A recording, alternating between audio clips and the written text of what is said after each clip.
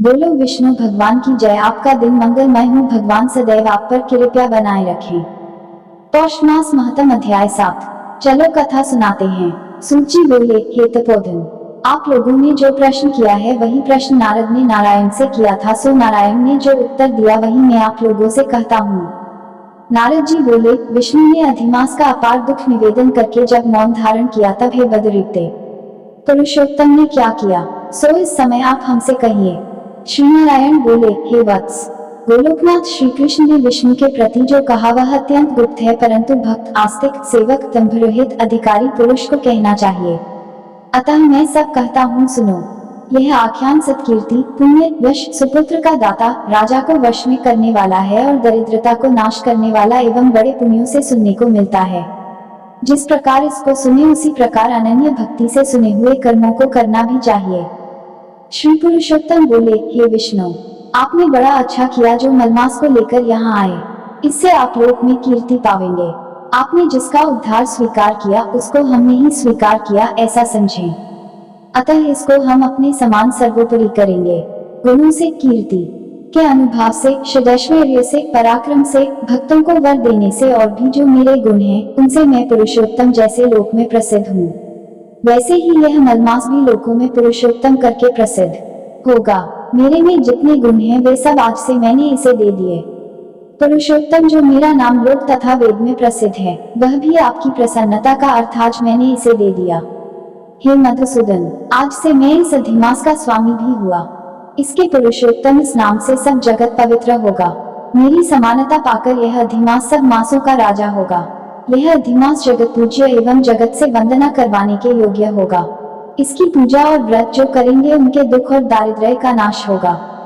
चैत्रादि सब मास सकौम है, इसको हमने निष्काम किया है। इसको हमने अपने समान समस्त प्राणियों को मोक्ष देने वाला बनाया है। जो प्राणी सकौम अथवा निष्काम होकर अधिमास का पूजन करेगा वह अपने सब कर्मों को भस्म कर निश्चय मुझको प्राप्त होगा। जिस परम पद प्राप्ति के लिए बड़े भाग्य वाले यति, ब्रह्मचारी लोग तप करते हैं और महात्मा लोग निराहार व्रत करते हैं एवं दृढ़ व्रत लोग फल, पत्ता, वायु भक्षण कर रहते हैं और काम क्रोध रहित जितेंद्रिय रहते हैं वे, और वर्षा काल में मैदान में रहने वाले, जाड़े में शीत, गर्मी में धूप सहन करने वाले मेरे पद के लिए यत्न करते रहते हैं। हे गरुड़ध्वज, तब भी वे मेरे अव्यय परम पद को नहीं प्राप्त होते हैं, परंतु पुरुषोत्तम के भक्त एक मास के ही व्रत से बिना परिश्रम जरा मृत्यु रहित उस परम पद को पालेंगे। यह अधिमास व्रत संपूर्ण साधनों में श्रेष्ठ साधन है और समस्त कामनाओं के फल की सिद्धि को देने वाला है। अतः इस पुरुषोत्तम मास का व्रत सबको करना चाहिए। हल से खेत में बोए हुए बीज जैसे करोड़ों गुना बढ़ते हैं, तैसे मेरे पुरुषोत्तम मास में किया हुआ पुण्य करोड़ों गुना अधिक होता है। कोई चातुर्मास्यादि यज्ञ करने से स्वर्ग में जाते हैं, वह भी भोगों को भोगकर पृथ्वी पर आते हैं। परंतु जो पुरुष आदर से विधि पूर्वक अधिमास का व्रत करता है वह अपने समस्त कुल का उद्धार कर मेरे में मिल जाता है, इसमें संशय नहीं है। मुझे प्राप्त होकर प्राणी पुनः जन्म, मृत्यु, भय से युक्त एवं आदि व्याधि और जरा से ग्रस्त संसार में फिर नहीं आता। जहाँ जाकर फिर पतन नहीं होता सो मेरा परम धाम है। ऐसा जो वेदों का वचन है वह सत्य है, असत्य कैसे हो सकता है। यह अधिमास और इसका स्वामी मैं ही हूँ और मैंने ही इसे बनाया है, और पुरुषोत्तम यह जो मेरा नाम है सो भी मैंने इसे दे दिया है। अतः इसके भक्तों की मुझे दिन रात चिंता बनी रहती है। उसके भक्तों की मनोकामनाओं को मुझे ही पूर्ण करना पड़ता है। कभी कभी मेरे भक्तों का अपराध भी गणना में आ जाता है, परंतु पुरुषोत्तम मास के भक्तों का अपराध मैं कभी नहीं गिनता। हे विष्णु, मेरी आराधना से मेरे भक्तों की आराधना करना मुझे प्रिय है। मेरे भक्तों की कामना पूर्ण करने में मुझे कभी देर भी हो जाती है, किंतु मेरे मास के जो भक्त हैं उनकी कामना पूर्ण करने में मुझे कभी भी विलंब नहीं होता है। मेरे मास के जो भक्त हैं वे मेरे अत्यंत प्रिय हैं। जो मनुष्य इस अधिमास में जप दान नहीं करते वे महामूर्ख हैं, और जो पुण्य कर्म रहित प्राणी स्नान भी नहीं करते एवं देवता तीर्थ द्विजों से द्वेष करते हैं वे दुष्ट अभागी और दूसरे के भाग्य से जीवन चलने वाले होते हैं। जिस प्रकार खरगोश के सींग कदापि नहीं होते वैसे ही अधिमास में स्नान आदि न करने वालों को स्वप्न में भी सुख प्राप्त नहीं होता है।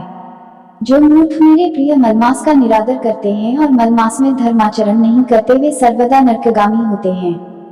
प्रति तीसरे वर्ष पुरुषोत्तम मास प्राप्त होने पर जो प्राणी धर्म नहीं करते वे कुंभीपाक नरक में गिरते हैं और इस लोक में दुख रूप अग्नि में बैठे स्त्री पुत्र पौत्र आदिकों से उत्पन्न बड़े भारी दुखों को भोगते हैं। जिन प्राणियों को यह मेरा पुण्यतम पुरुषोत्तम मास ज्ञान से व्यतीत हो जाए वे प्राणी कैसे सुखों को भोग सकते हैं। जो भाग्यशालिनी स्त्रियां सौभाग्य और पुत्र सुख चाहने की इच्छा से अधिमास में स्नान दान पूजनादि करती हैं, उन्हें सौभाग्य संपूर्ण संपत्ति और पुत्रादि यह अधिमास देता है। जिनका यह मेरे नाम वाला पुरुषोत्तम मास दानादि से रहित बीत जाता है, उनके अनुकूल में नहीं रहता और न उन्हें पति सुख प्राप्त होता है। भाई पुत्र धनों का सुख तो उसे स्वप्न में भी दुर्लभ है। अतः विशेष करके सब प्राणियों को अधिमास में स्नान पूजा जप आदि और विशेष करके शक्ति के अनुसार दान अवश्य करना चाहिए। जो मनुष्य इस पुरुषोत्तम मास में भक्ति पूर्वक मेरा पूजन करते हैं वे धन पुत्र और अनेक सुखों को भोगकर पुनः गोलोक के वासी होते हैं। मेरी आज्ञा से सब जन मेरे अधिमास का पूजन करेंगे। मैंने सब मासों से उत्तम मास इसे बनाया है, इसलिए अधिमास की चिंता त्याग कर हे रमापते आप इस अतुलनीय पुरुषोत्तम मास को साथ लेकर अपने वैकुंठ में जाओ। श्री नारायण बोले। इस प्रकार भगवान श्री कृष्ण के मुख से रसिक वचन श्रवण कर विष्णु अत्यंत प्रसन्नता पूर्वक इस मलमास को अपने साथ लेकर नूतन जलधर के समान श्याम भगवान श्री कृष्ण को प्रणाम कर गरुड़ पर सवार हो शीघ्र वैकुंठ के प्रति चल दिए। सब बोलो विष्णु भगवान श्री गणेशाय नमः। एक समय की बात है कि विष्णु भगवान का विवाह लक्ष्मी जी के साथ निश्चित हो गया। विवाह की तैयारी होने लगी। सभी देवताओं को निमंत्रण भेजे गए, परंतु गणेश जी को निमंत्रण नहीं दिया, कारण जो भी रहा हो। अब भगवान विष्णु की बारात जाने का समय आ गया। सभी देवता अपनी पत्नियों के साथ विवाह समारोह में आए। उन सब ने देखा कि गणेश जी कहीं दिखाई नहीं दे रहे हैं। तब वे आपस में चर्चा करने लगे कि क्या गणेश जी को नहीं न्योता है या स्वयं गणेश जी ही नहीं आए हैं। सभी को इस बात पर आश्चर्य होने लगा। तभी सबने विचार किया कि विष्णु भगवान से ही इसका कारण पूछा जाए।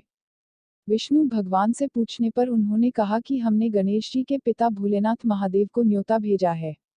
यदि गणेश जी अपने पिता के साथ आना चाहते तो आ जाते, अलग से न्योता देने की कोई आवश्यकता भी नहीं थी। दूसरी बात यह है कि उनको 1.25 मन मूंग, 1.25 मन चावल, 1.25 मन घी और 1.25 मन लड्डू का भोजन दिन भर में चाहिए। यदि गणेश जी नहीं आएंगे तो कोई बात नहीं, दूसरे के घर जाकर इतना सारा खाना पीना अच्छा भी नहीं लगता।